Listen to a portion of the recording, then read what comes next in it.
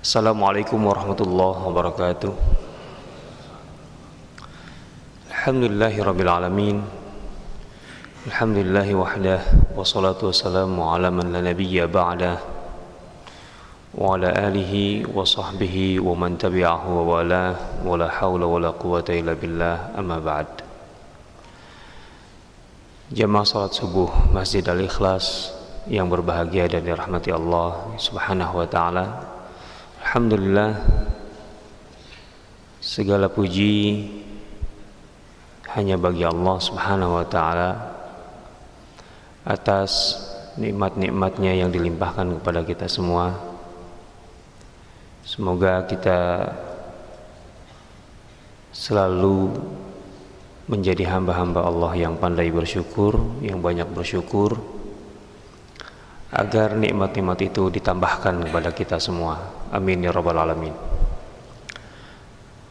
Salawat dan salam kita sanjungkan kepada kekasih kita, teladan kita semua, penunjuk jalan hidup kita, manusia yang paling berjasa dalam hidup kita. Beliau adalah baginda Nabi Muhammad sallallahu alaihi wasallam. Begitu juga kepada segenap keluarga, para sahabat dan seluruh pengikut beliau. Para jemaah sekalian, di awal kajian ini perlu diketahui bahwa pembahasan tentang orang-orang munafik dalam Al-Quran termasuk pembahasan yang sangat panjang. Masalah ataupun isu yang terkait dengan orang-orang munafik terdapat dalam banyak sekali ayat-ayat dan surah-surah Al-Quran. Untuk itu, pembahasan kita masih kita batasi pada ayat-ayat tentang orang-orang munafik dalam surah Al-Munafiqun yang terkait dengan peristiwa Al-Muraisi atau peristiwa perang Bani Mustaliq.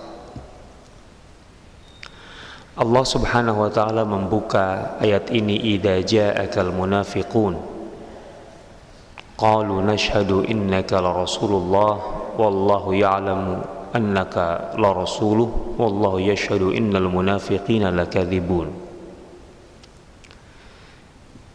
Allah membuka ayat ini dengan, atau membuka surah ini dengan membongkar aspek kejiwaan orang munafik.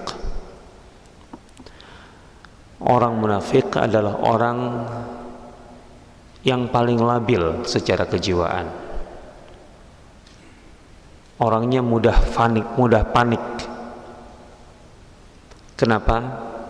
Karena sesungguhnya orang munafik itu sadar sesadar-sadarnya, mereka itu sadar bahwa mereka menyembunyikan sesuatu. Disebut munafik karena ada perbedaan yang bertolak belakang antara sisi zahir dan sisi batin. Orang munafik menampakkan sesuatu secara zahir, baik itu lisan ataupun tindakan, yang sepenuhnya berbeda dengan batinnya, hatinya. Munafik bisa berarti menutup kekufuran, menyembunyikan kekufuran, dan menunjukkan keimanan. Artinya mereka hakikatnya kafir, tetapi mereka menutup atau menyembunyikan kekufuran itu dengan menampakkan, dilihat oleh orang seolah-olah dia beriman. Itu munafik i'tiqadi, munafik secara keyakinan. Atau mereka menutupi keraguan, artinya sebenarnya masih belum sepenuhnya bisa menerima, beriman, masih ragu, masih gamang dan seterusnya. Tapi kemudian mereka sembunyikan itu dan pura-pura beriman. Nah, dengan demikian mereka sebenarnya sadar, sesadar-sadarnya bahwa mereka menyembunyikan sesuatu yang tidak ingin terlihat oleh orang lain. Karena itu, orang munafik itu akan menggunakan segala cara agar apa yang disembunyikannya itu tidak terlihat. Karena kalau terlihat, terbongkar, habis sudah dirinya. Itu modal hidupnya itu. Bisa menyembunyikan kekufurannya itu. Karena itu, maka orang munafik mudah panik. Kalau ada apa-apa, itu dia merasa bahwa dirinya sedang terancam untuk diketahui, untuk terbongkar gitu ya. Mereka akan menggunakan banyak sekali pelapis-pelapis agar orang itu tidak mudah untuk mengetahui dirinya. Di antaranya dari gaya bicara, cara berkomunikasi, memilih kalimat dalam berbicara, berkomunikasi, itu menjadi cara orang munafik. Berkepentingan sekali di detik ini. Ayat ini menggambarkan itu. Idza ja'akal munafiqun, jika datang orang-orang munafik menghadap kepadamu wahai Muhammad, qalu, mereka akan berkata, nashhadu innaka la rasulullah, kami bersumpah, bersaksi, syahadah. Dalam Islam ada syahadat. Syahadat itu adalah ungkapan sumpah yang paling tinggi, yang paling berat. Dalam bahasa Arab, sumpah itu menggunakan banyak kata. Ada qasam, juga sumpah gitu ya. Yamin itu juga sumpah. Tapi kalau sudah syahadah, wah ini adalah syahadat, sumpah tingkat paling tinggi. Makanya untuk masuk Islam, sumpah kita itu pakai syahadat, asyhadu an la ilaha illallah wa asyhadu anna muhammadan rasulullah. Orang munafik kalau berjumpa denganmu atau datang dan menghadap kepadamu wahai Muhammad, mereka akan berkata begini. Ini lihat cara komunikasi orang munafik, pemilihan kata. Nashhadu, kami bersumpah, kami bersaksi, innaka, sesungguhnya engkau, la rasulullah, benar-benar utusan Allah. Kalau pakai ungkapan kita sekarang itu disebut dengan pernyataan-pernyataan berat, tegas, strong statement. Orang tuh datang-datang kemudian sumpah deh kamu tuh orang baik. Enak nggak komunikasi gitu? Kan nggak biasa aja kan seharusnya. Artinya orang munafik itu kan bukan orang asing, hidup di tengah lingkungan kaum muslimin, setiap hari juga ketemu. Orang yang setiap hari ketemu dengan Rasulullah, emang siapa yang tidak tahu kalau itu adalah Rasulullah? Kan semua tahu itu Rasulullah. Sesuatu yang sudah biasa ketahui, terus ngapain atau kenapa ada apa yang mendorongnya untuk kemudian sampai bersumpah segala? Kita setiap kali ketemu, saya ketemu Ustaz Carlos. Kemudian ini bukan pertama kali saya ketemu, biasa ketemu. Pas ketemu saya bilang, sumpah demi Allah, Ustaz Carlos tuh ganteng banget gitu, gitu. Kan pemilihan kata atau sumpah di sini kan perasaan mahal. Memang kemarin nggak ganteng apa kan? Sekarang berubah jadi harus sumpah segala. Kan kemarin juga sama ganteng, dari dulu gantengnya. Ini contoh lah. Artinya nggak enak itu komunikasi itu. Kami bersaksi, sesungguhnya engkau udah bersaksi, sudah begitu pakai penegasan, sesungguhnya, innaka. Ini dalam bahasa Arab kata inna itu penegasan. Jadi sesuatu yang kita ingin berikan makna lebih, kita tegaskan, kan itu. Udah begitu ditambah lagi penegasnya, la, kata la. La bukan la nafiyah atau nahiyah, bukan la yang panjang, yang pendek. La Rasulullah, benar-benar utusan Allah. Ada 3 kata-kata atau ungkapan yang semuanya adalah ungkapan penegasan. Tujuannya untuk apa? Hanya untuk mengatakan bahwa ini Rasulullah SAW. Para sahabat Abu Bakar, Umar, Utsman, Ali, imannya itu kayak apa, cintanya kepada Rasul apa, tapi komunikasinya nggak begitu.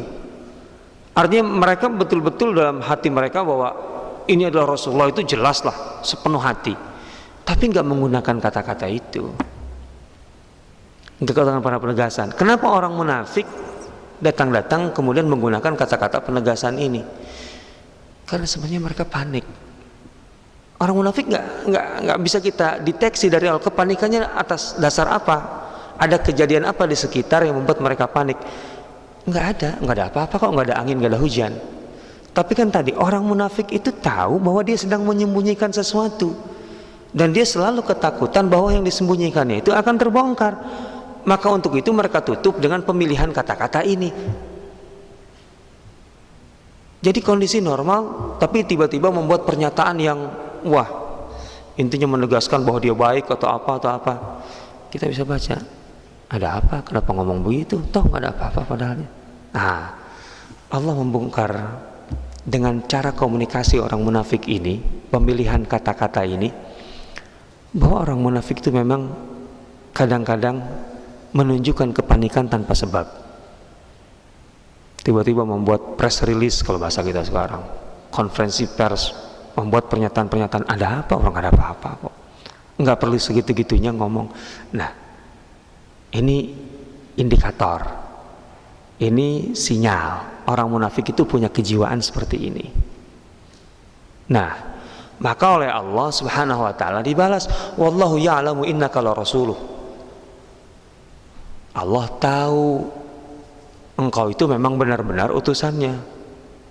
Artinya nggak usahlah orang munafik membuat penegasan itu, nggak perlu begitu juga. Siapa yang nggak tahu kalau itu utusan Allah? Allah tahu kok itu Rasul. Wallahu yashhadu, dan nah Allah balikan. Sekarang Allah balikan dengan pernyataan yang sama-sama ininya, kerasnya, tegasnya. Wallahu yashhadu, dan Allah bersumpah, bersaksi.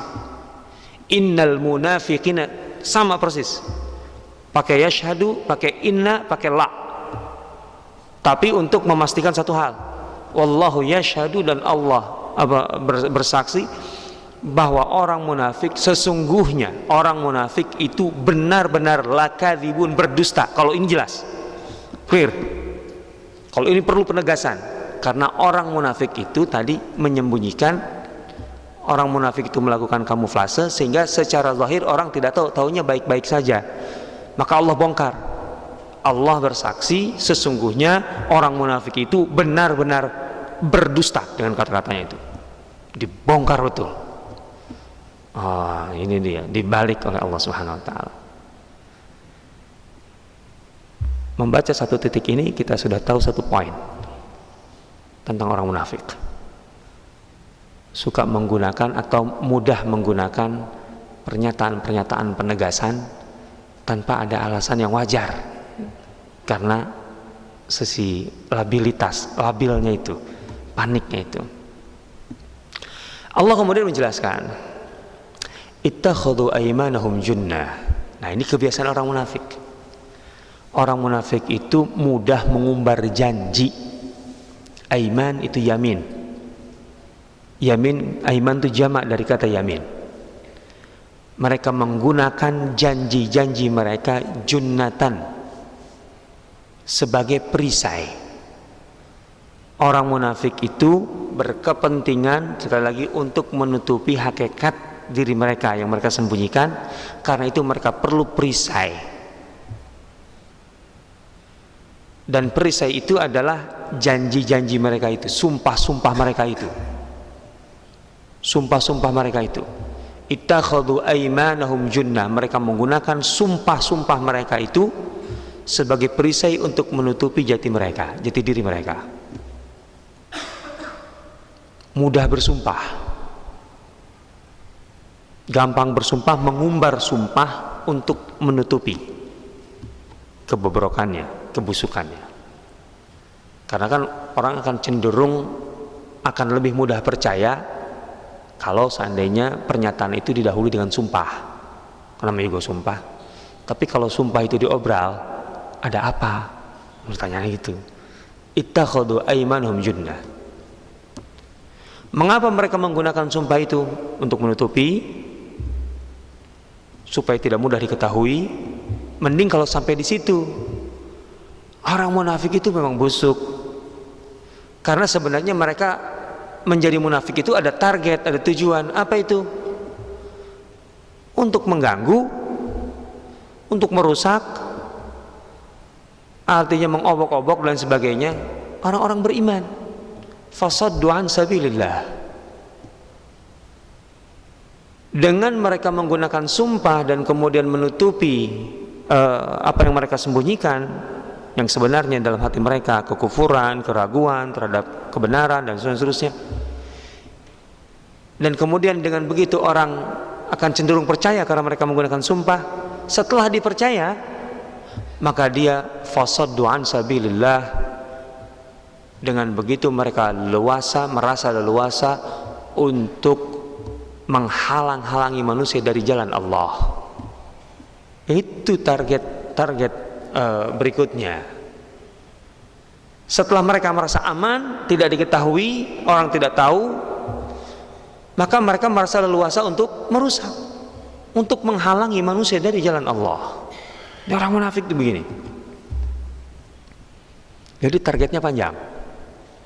Orang munafik itu pada dasarnya kan benci dengan orang-orang beriman, nggak suka dengan orang beriman. Maka dia merusak orang-orang beriman itu, menghalangi mereka dari jalan Allah.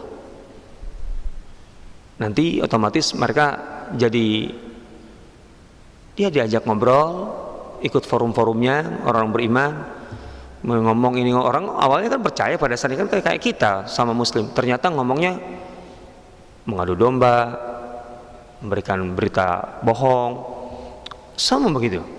Fasaddu an sabilillah. Maka Allah mengatakan, sungguh buruk perbuatan mereka itu. Allah mengecam langsung, sungguh buruk itu. Menggunakan sumpah supaya dipercaya, tapi setelah dipercaya, kepercayaan itu digunakan untuk merusak. Buruk sekali. Dan itu sina'ah.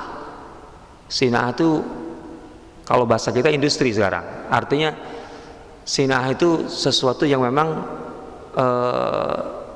dibuat dengan berbagai cara, dengan berbagai bentuk. Mereka punya banyak seni untuk berdusta, seni untuk merusak. Berbagai cara, berbagai media, berbagai apa mereka gunakan untuk menghalangi manusia dari jalan Allah. Artinya culas dan panjang akalnya untuk membuat keculasan itu. Itu orang munafik. Bikin ini, bikin itu. Intinya tujuannya satu, untuk menghalangi manusia dari kebenaran, dari jalan Allah. Nah, Allah menjelaskan mengapa sih orang munafik itu kayak gitu. Kan apa sih untungnya, atau mengapa orang sampai melakukan tindakan sejauh itu, bersumpah dengan segala cara untuk dipercaya, kemudian setelah dipercaya malah merusak. Dzalika bi'annahum amanu tsumma kafaru fatubi'a 'ala qulubihim. Itu karena persoalan pilihan hidup, sikap dalam hidup. Orang munafik itu diantaranya kan tadi ada yang bimbang antara iman dan kufur. Ada yang memang tadinya kufur murni, kemudian langsung menyembunyikan kekufurannya dan pura-pura beriman.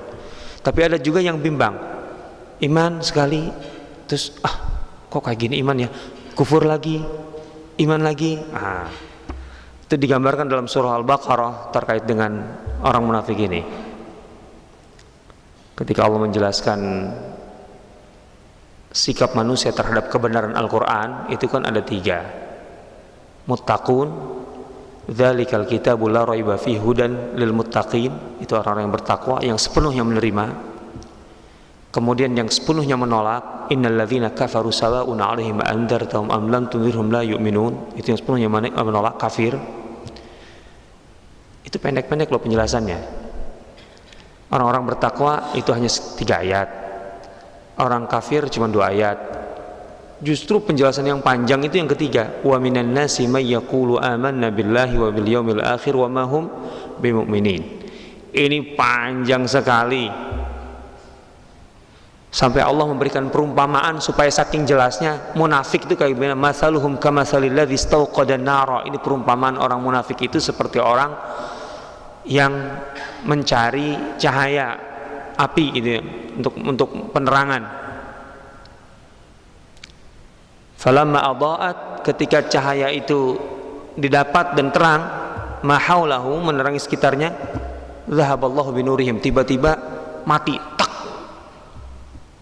Hum fi zulumati la yubsirun. Orang mencari cahaya, menyalakan api, kan tadinya gelap.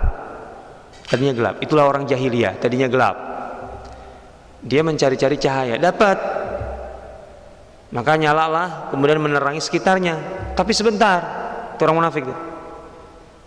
Kemudian tiba-tiba mati lagi. Tek. Kegelapan yang kedua setelah pernah ada cahaya itu lebih pekat dirasakan ketimbang kegelapan yang pertama. Ini harus kita coba. Sekali-kali matikan semua lampu. Ada orang PLN nggak? Matikan lampu di Surabaya semuanya, tuh, supaya merasakan, oh gelap. Terus mata kita terbiasa dengan gelap. Setelah terbiasa dengan gelap, kita otomatis butuh cahaya. Nyalakanlah lilin. Setelah 2 jam gitu, nyalakanlah lilin. Mulai ada cahaya, mulai kelihatan terang, mata kita melihat sesuatu, matikan, tak. Kegelapan yang kedua itu akan lebih pekat dari yang pertama. Fi dhulumati la yubsirun, summum bukmun umyun fahum la yubsirun, dan seterusnya. Au qasayyibin minas sama, atau seperti orang yang sedang berada di tengah badai hujan gitu ya. Fihi dhulumatu wa ra'du wa barq, kegelapan, ada geledek, ada kilat cahaya. Mereka ragu untuk melanjutkan perjalanan karena kondisi hujan, gelap, sesekali ada geledek, sekali ada cahaya. Nah, mereka baru mau bergerak pas ada cahaya itu. Setelah itu hilang lagi, mereka diam lagi. Nah, ini orang ragu, munafik tuh. Ragu antara iman dan kufur, iman kufur, iman kufur. Ya ketika seperti itu, iman kan nggak bisa begitu. Iman itu harus ada totalitas. Fatubi ala qulubihim. Maka Allah kunci sekalian hati mereka. Karena mereka mengambil pilihan itu. Artinya ini akibat dari cara mereka menjalani hidup. Selalu ragu dengan kebenaran. Pengen tapi nggak enak. Pengen tapi masa gini? Gitu. Allahu Akbar. Ini munafik memang ini. Gamang dalam hidupnya. Nah, ini persoalan munafik. Persoalan dasar munafik. Tidak mampu mengambil keputusan hidup yang pasti. Selalu gamang. Gamangnya bukan gamang dalam hal biasa. Yang itu kita selesaikan dengan istikharah. Enggak, ini masalah iman dengan kufur. Kalau istikharah mah kan, kalau yang jomblo mau nikah sekarang atau tidak, itu kan yang kayak gitu, gamangnya gamang masih bisa ditolerir lah, itulah. Gitu kan, menikahnya dengan ini atau bukan. Nah, itu kan bisa istikharah gitu. Nah, kalau ini antara iman dengan kufur gamang, wah ini berat ya. Jangan pernah ada dalam hati kita seperti itu. Jangan ada syak dalam hati kita. Ketika masuk iman, kita harus betul-betul menguatkan iman itu untuk kokoh, terpatri dalam jiwa kita. Nah, ini masalahnya di sini. Orang munafik persoalan dasarnya di sini. Menentukan masalah yang paling mendasar dalam hidup saja nggak sanggup, gitu ya, antara kebenaran, antara iman atau kekufuran, kebatilan. Nah, ini permasalahan orang munafik secara mendasar. Allah menjelaskan indikator lainnya. Allah menjelaskan sinyal-sinyal orang munafik lainnya, yang itu terkait dengan aspek kejiwaan mereka, yang itu akan tampak dalam perilaku mereka. Wa idza ra'aitahum tu'jibuka ajsamuhum. 1. Kemudian wa iyaqulu tasma' liqaulihim. 2. Ka'annahum khusyubun musannadah. Itu komentar dari Allah terkait dengan sifat orang munafik ini. Yahsabuna kulla sayhatin 'alaihim. Itu 3. Humul adu fahdharhum. Itu kesimpulan yang diberikan oleh Allah. Qatalahumullah anna yufakun.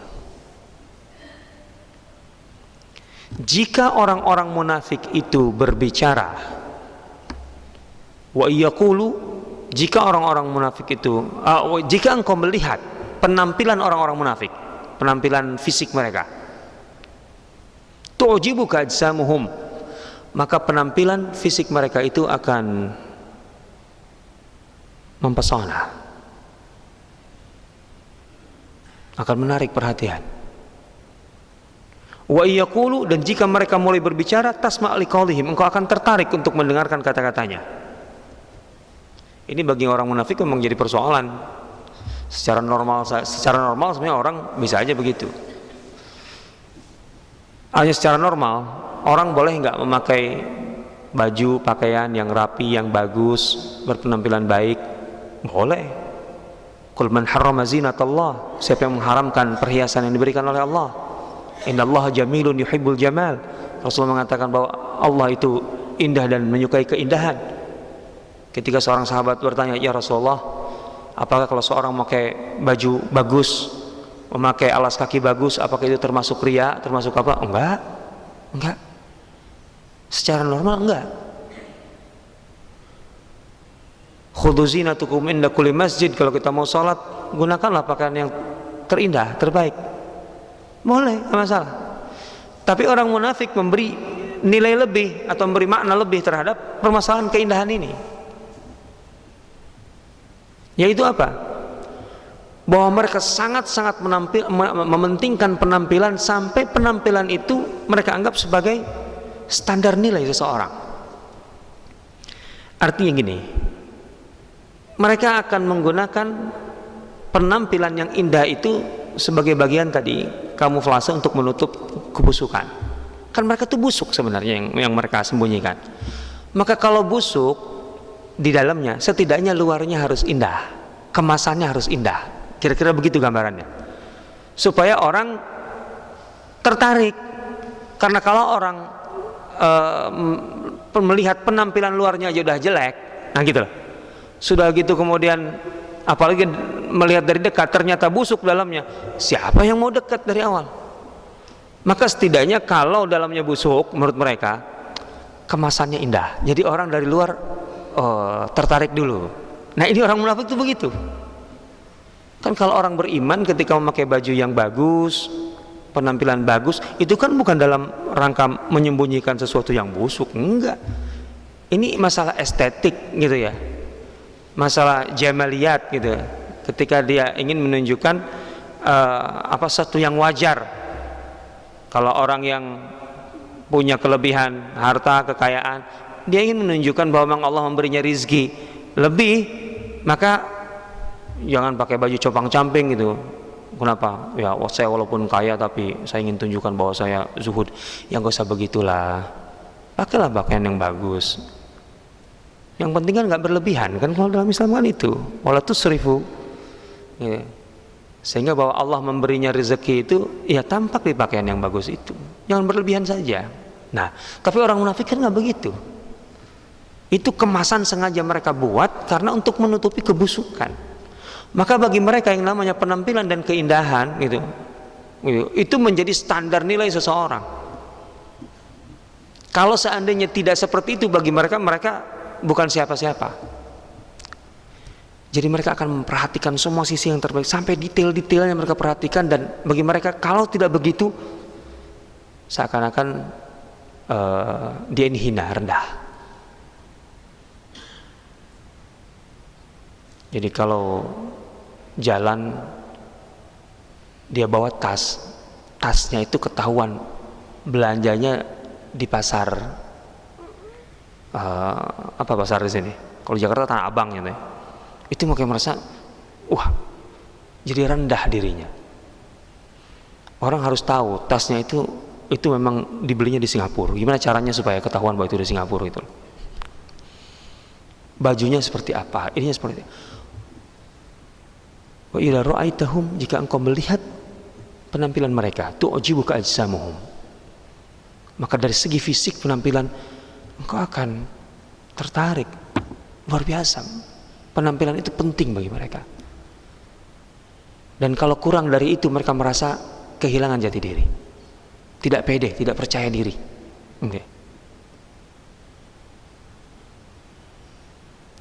Kalau bajunya bukan made in mana, kalau jasnya tidak dijahit di Itali, itu merasa nggak afdal.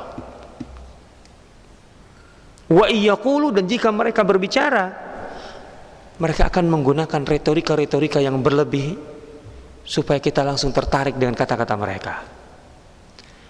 Retorika itu penting. Ungkapan atau pembicaraan, susunan kata, gaya, gitu ya. Terus kemudian pemilihan kata, diksi, itu penting.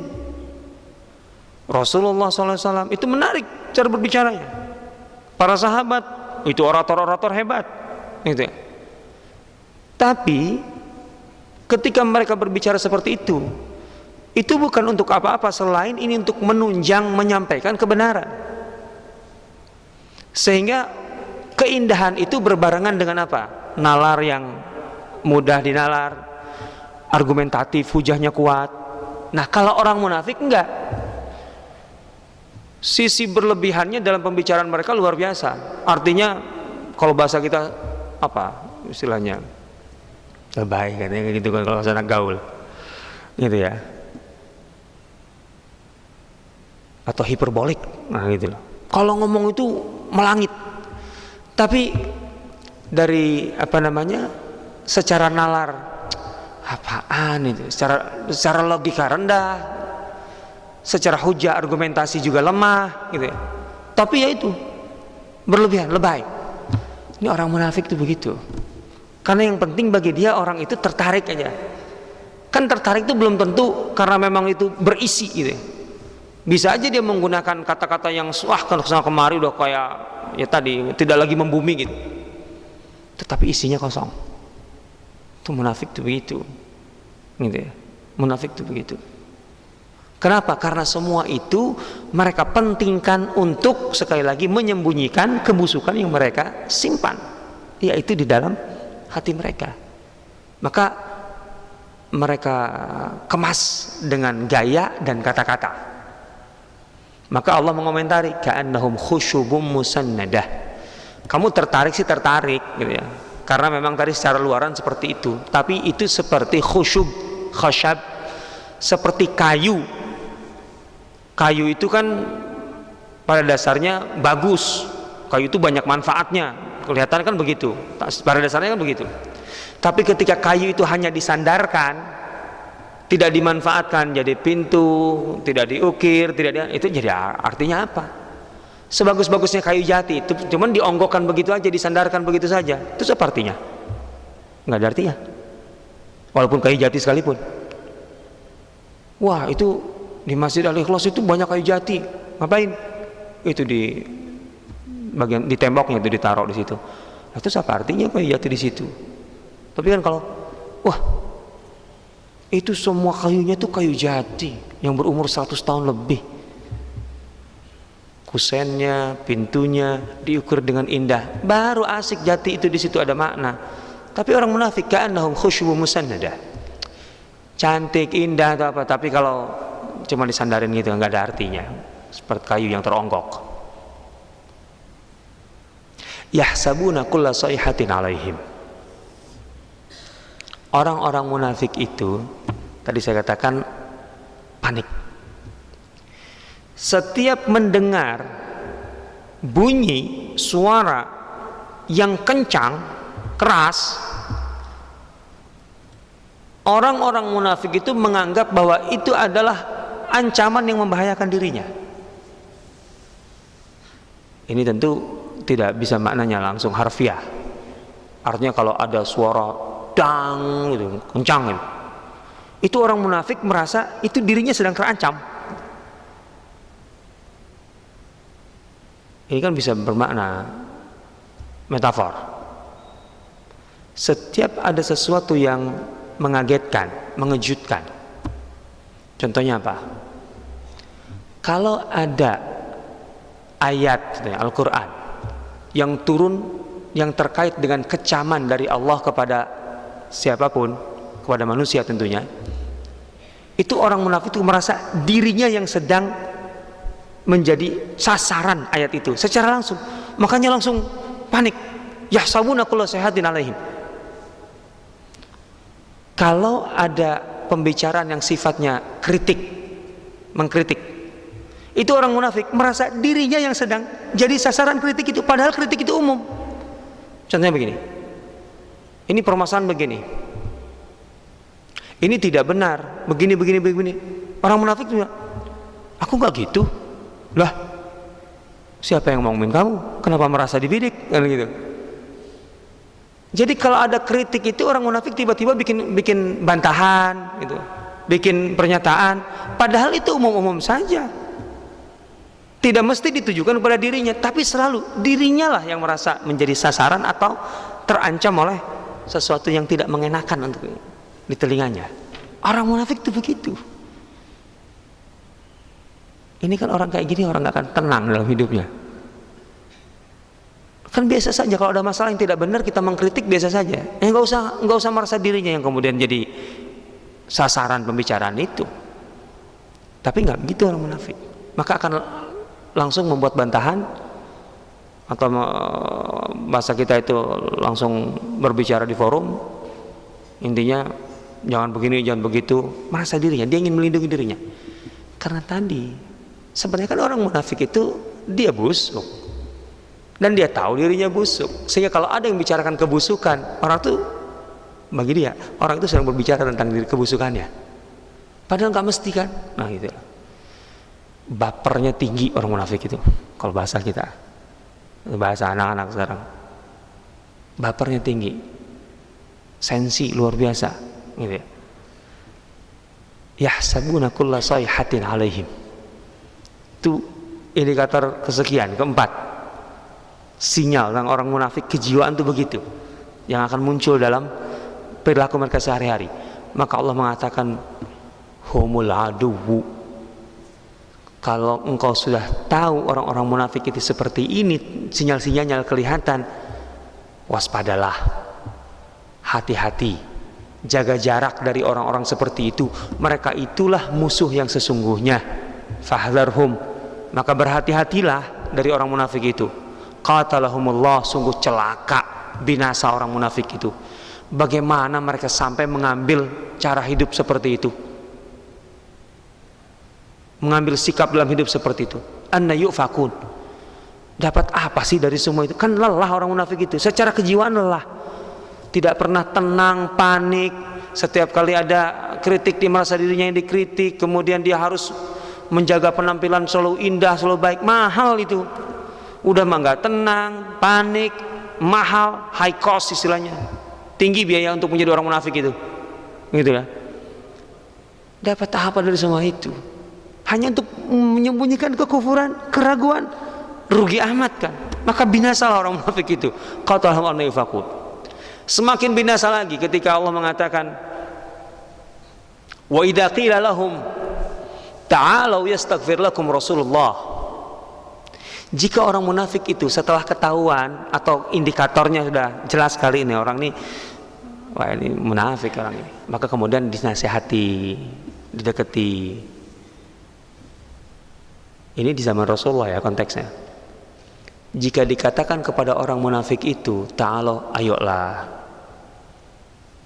bertaubatlah, kembalilah ke jalan yang benar, yuk kita menjumpai Rasulullah, agar Rasulullah memohon kepada Allah agar Allah mengampunimu. Bayangkan, menghadap Rasulullah agar Rasulullah berdoa meminta kepada Allah agar mengampuni orang munafik ini. Lawaw ru'usahum, mereka akan menolak mentah-mentah.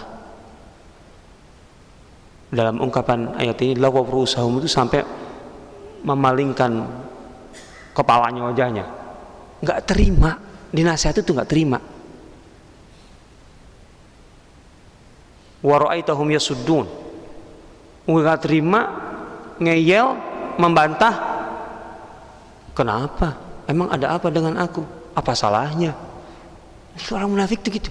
Padahal bayangkan, diingatkan baik-baik, ta'alau yastaghfir lakum Rasulullah, kita menghadap Rasulullah, karena ini masalah besar ini orang munafik itu.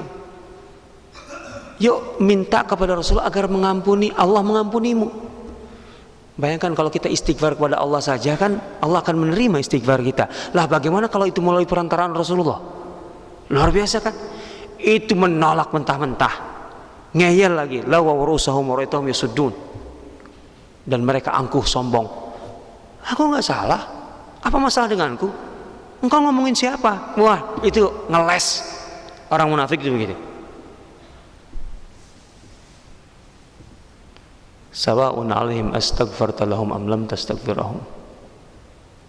Orang munafik itu Allah katakan kemudian, Muhammad, orang munafik itu, engkau mau meminta kepada Allah agar mengampuni mereka ataupun tidak, fala yaghfirallahu lahum, Allah tidak akan mengampuni mereka. Bayangkan, sampai-sampai seakan-akan ini redaksi ayat ini menunjukkan bahwa pintu taubat untuk orang munafik itu tertutup, seakan-akan tertutup. Jadi Allah mengatakan, engkau Muhammad, bayangkan Rasulullah itu seperti apa kedudukannya, makamnya di sisi Allah. Engkau memohon, berdoa kepadaku untuk mengampuni orang munafik, atau engkau membiarkan mereka, artinya mau bertobat sendiri sekalipun, Allah tidak akan mengampuni mereka. Bayangkan saja, seakan-akan doa Rasulullah untuk hal ini tidak akan dikabulkan oleh Allah. Dalam ayat lain, in tastaghfir lahum 70 marrah, jika engkau Muhammad memohon kepada Allah, mendoakan orang munafik ini agar diampuni oleh Allah 70 kali, 70 loh, Rasulullah berdoa 70 kali, Allah tidak akan mengampuni orang-orang munafik ini. Sampai di situ seakan-akan tertutup. Tapi sebenarnya tidak tertutup dengan pernyataan ini. Tetap bahwa ketika orang bertaubat dari apapun, sebesar apapun, dosanya akan diampuni oleh Allah. Tapi kan 70 itu kan untuk mengesankan sangat banyak sekali. 70 kali Rasulullah berdoa loh. Tapi kan ada angka 71, kan itu. Artinya 70 kan bukan angka final, bahwa tidak ada lagi kemungkinan di atas, ada 71. Makanya Rasulullah menggunakan itu ketika awalnya masih beliau mencoba untuk mendoakan gitu ya, sampai turun larangan waktu kasus Abdullah bin Ubay gitu ya. Kenapa? Karena Rasul sebenarnya di situ untuk menunjukkan kepada orang lain agar orang munafik yang lain tergerak hatinya untuk bertaubat gitu ya. Bahwa Rasul masih selembut itu kepada mereka. Kan ketika Umar protes kepada Rasulullah, jangan doakan mereka, jangan apa? Kata Rasulullah, kalau bisa 71 akan lakukan 71. Dan itu. Tapi kemudian kan Allah dalam hal ini melarang Rasulullah untuk mendoakan orang-orang munafik secara langsung. Kan itu. Nah, artinya apa kalau begitu? Peluang taubat orang munafik teramat sangat kecil. Orang kalau sudah munafik dan itu kemudian mendarah daging kemunafikan itu sulit untuk taubat. Maka jangan salah di awal. Karena kalau sudah masuk, sudah menjadi munafik, sulit, akan sangat sulit sekali untuk bertaubat. Artinya karena itu pilihan hidup. Lah itu tadi, mereka ketika diingatkan sekalipun, mereka merasa, apa salahnya? Aku nggak salah. Dalam surah Al-Baqarah, wa idza qila lahum la tufsidu fil ard, jika dikatakan kepada orang munafik itu ketika dinasehati, diingatkan, jangan membuat kerusakan di muka bumi. Artinya para sahabat sudah menilai tindakan orang munafik itu merusak, dinilai orang merusak, dinilai orang baik. Apa kata munafik? Apanya yang merusak? Qalu innama nahnu muslihun. Yang kami lakukan itu memperbaiki. Coba orang lain sudah jelas-jelas menilai kamu itu merusak. Kata mereka, siapa bilang merusak? Ini justru memperbaiki. Itu orang munafik itu begitu. Susah. Memang susah. Wa idza qila lahum aminu, dikatakan kepada mereka berimanlah seperti imannya orang-orang yang saleh, para sahabat Abu Bakar, Umar. Qalu, mereka katakan, iman apaan macam itu? Anu'minu kama amana sufaha, apakah kami beriman seperti orang-orang bodoh itu? Ya Allah, imannya Abu Bakar, Umar, Utsman, Ali itu dianggap imannya orang bodoh. Itu orang munafik. Emang susah orang munafik itu. Karena memang sengaja dia memilih pilihan yang kemudian tuh membulak-balik nilai-nilai dalam hidup. Yang buruk menurut mereka baik, yang baik menurut mereka buruk. Itu munafik. Makanya susah untuk bertaubat orang kayak gini. Hati-hati dengan kemunafikan. Nah, inilah gambaran orang-orang munafik dalam surah Al-Munafikun. Sampai kemudian ayat berikutnya Allah menjelaskan ini ciri-ciri atau tanda-tanda orang munafik ini, karakter kejiwaan orang munafik ini muncul dalam kasus apa? Nah, ayat berikutnya jelas itu. Nanti insya Allah kita akan lanjutkan pada pertemuan berikutnya. Wallahu ta'ala alam. Demikian saya serahkan kepada Ustaz Carlos.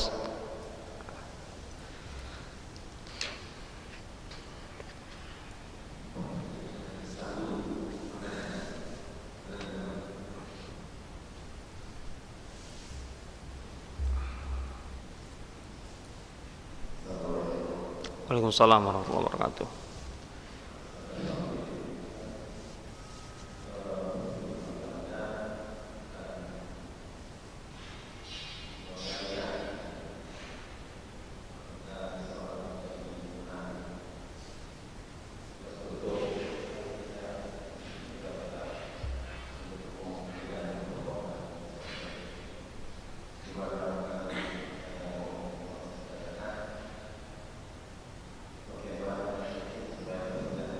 Oh.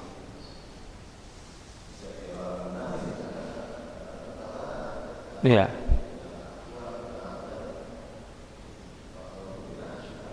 Iya.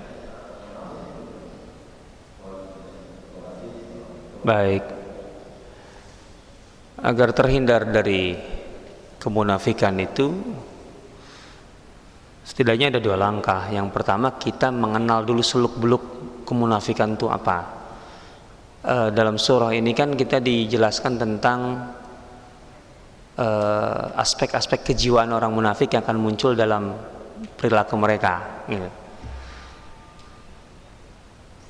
Artinya masih terbatas dalam ayat ini. Kita masih perlu membahas tentang ayat-ayat tentang kemunafikan dalam surah-surah lain supaya tahu tentang seluk-beluk munafik itu gitu ya. Artinya dengan kita mengenal munafik itu apa, kemunafikan itu apa, yaitu kita punya bekal ilmu untuk bisa menghindarinya. Tentu ini tidak pendek lah penjelasan tentang itu gitu ya. Yang kedua, nanti ayat berikutnya sampai ayat yang terakhir, 3 ayat terakhir Allah berbicara tentang kebalikan dari kemunafikan yang dikecam dalam ayat-ayat sebelumnya. Dari mulai ya ayyuhalladzina amanu dan seterusnya. Itu justru jalan keluar supaya kamu tidak munafik bagaimana kan gitu. Insya Allah dalam pertemuan berikutnya nih secara ini panjang itu soalnya gitu. Tapi intinya tentu ilmu yang menjadi bekal awal. Kita harus tahu munafik itu seperti apa, kemunafikan itu apa, dan kemudian seperti apa gitu ya. Dari situ kita punya bekal untuk terhindar dari kemunafikan itu. Memang surah Al-Baqarah yang tadi saya katakan wa minan nasi may yaqulu amanna billahi wa bil yaumil akhir wa hum bimu'minin dan seterusnya sampai kamasaluhum itu menjelaskan tentang itu. Mungkin sekali, tapi itu kan tidak terkait dengan kisah dalam sirah, keluar dari tema umum kita. Makanya saya ambil sebagai pelengkap penjelasan ini. Tapi nanti insya Allah kita tarik-tarik lah itu untuk supaya bisa memahami itu. Jadi ketahui dulu tentang apa itu kemunafikan, nifak itu apa, sampai dari mulai kenapa sih Al-Quran menggunakan kata munafik itu untuk kemudian istilah ini menggambarkan apa. Munafik itu dari kata nafak. Nafak itu adalah lobang. Nafak itu lobang. Dan itu biasanya digunakan untuk kebiasaan satu hewan yang biasa berlindung atau sarangnya itu dengan berlubang. Dia membuat banyak lubang gitu ya ketika dia membuat sarang di tanah itu supaya dia bisa masuk dari satu lubang keluar dari lubang lain. Itu cara dia bertahan dari bahaya. Itu dikiaskan ke situ kata munafik itu. Orang munafik itu orang yang tidak pernah katakanlah mengambil keputusan final dalam hidupnya. Dia akan selalu berdiri di atas 2 kaki. Karena di atas 2 kaki orang munafik itu setiap saat bisa berubah, berpihak kepada siapa? Intinya kepada yang kuat, kepada yang menang, karena kepentingan dia di situ. Kalau yang menang tuh orang muslim, dia akan berpihak pada kita. Kalau kemudian yang menang tuh orang kafir, dia akan berpihak pada orang kafir. Tapi tetap kakinya di kita juga ada, gitu. Itu orang munafik. Karena tadi dia bertahan hidup dengan cara itu, masuk dari satu lubang akan keluar dari lubang lain. Kalau terancam dari satu lubang, dia akan muncul di lubang yang lain. Itu gambarnya dari situ dulu. Maka ini tentang pengertian munafik dan seterusnya, dari aspek bahasanya pun juga sudah memberikan penjelasan awal tentang munafik itu. Seperti itu. Wallahu a'lam, tapi ya perlahan-lahan insyaallah. Baik, hadallahu iyyakum ajmain. Allahumma anfa'na bima 'allamtana fazidna ilman uluman tanfa'una. Rabbi zidna ilman warzuqna fahma. Rabbana hab lana min azwajina wa dhurriyyatina qurrata a'yun waj'alna muttaqina imama. Allahumma habbib ilaina al-iman wa zayyinhu fi qulubina wa karrih ilaina al-kufra wal fusuqa wal 'isyan waj'alna minar rasyidin. Subhanakallahumma bihamdika asyhadu an la ilaha illa anta astaghfiruka wa atubu ilaik. Wassalamu Muhammadan Muhammad. Assalamualaikum warahmatullahi wabarakatuh.